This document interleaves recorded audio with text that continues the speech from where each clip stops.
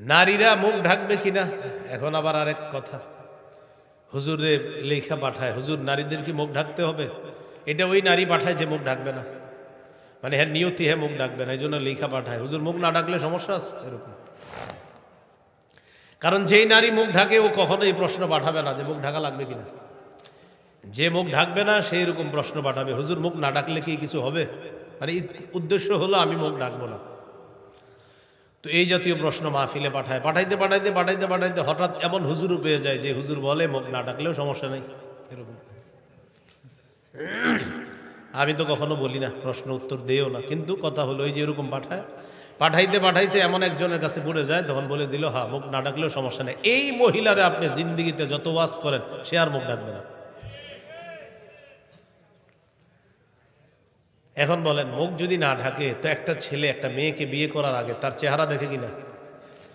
একটা ছেলে মেয়েকে বিয়ে করার আগে একটা আয়োজন হয়, মেয়ের বাবা 4-5 জনের জন্য আয়োজন করে, ছেলে ছেলের মা পরিবারের অন্যান্য নারী সদস্যরা মেয়েটাকে দেখতে যায়। তো মেয়েকে দেখতে যাওয়ার পর কি দেখে? তো ওই বাড়িতে যাওয়ার দরকার কি, চা দোকানের সামনে দেখলি তো।